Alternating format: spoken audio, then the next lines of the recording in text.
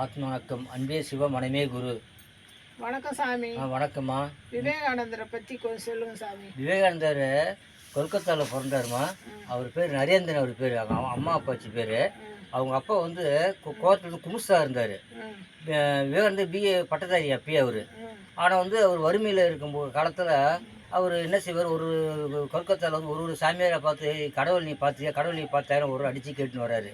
அப்போ ஒரு சமயம் வந்து ராமகிருஷ்ண பரமஹம்சர் கேட்கும்போது, கடவுள் நான் காட்டுறேன் பார்க்குறியான்னு சொல்லும்போது, சொல்லுங்கள் சாமின்னும்போது கடவுளை காட்டுறாரு. ஒரு தடவை பார்க்குறாரு, கடவுள் என்ன சொன்னார்னா ஒன்றும் சொல்லலைன்னாரு. ரெண்டாவது கேட்கும்போது கடவுளை பார்த்தேன், ஆனால் கேட்கறதுக்கு வாய் வரல சொல்லிட்டு அப்புறம் அவர் குருவாக ஏற்றிக்கிட்டு அதுக்கப்புறம் அவர் ஆன்மீகத்தை பரப்புறாரு. இல்லை லண்டனுக்கு போய்ட்டு வெளிநாட்டில் போய்ட்டு அவர் ஆன்மீகத்தை பரப்புறாரு. அவர் ஒரு ஆன்மீக சிங்கம் அவர். அதுக்கப்புறம் அந்த நாட்டில் வந்து ஒரு ஒரு அவருக்கு இந்தியா வெள்ளக்காரன் கேட்குறான். ஆனால் விவேகானந்தரை பார்த்து அவருக்கு விவேகானந்தர் பேர் இருந்துச்சு. அதுக்கப்புறம் ஆன்மீகத்தை போனால் விவேகானந்தர் பேர் இருந்துச்சு.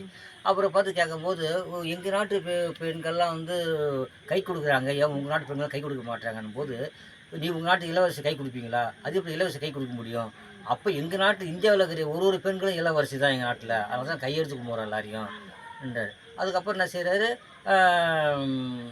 100 இளைஞரை கொடுத்தா நான் இந்தியா வல்லரசு ஆக்கிடுவேன் அப்படின்றார் நம்ம இந்தியாவில். அதுக்கப்புறம் என்ன செய்கிறார், அவர் வந்து நோய்வாய்ப்பட்டு அவர் கொஞ்ச நாளில் அவர் 31 வயசுல அவர் இறந்துடுறாரு. அவர் கொடுத்து வைக்கல, அந்த அளவுக்கு அவர் ஆன்மீகத்தில் இருந்தார். அன்பே சிவ மனமே குரு. ஆத்ம வணக்கம்.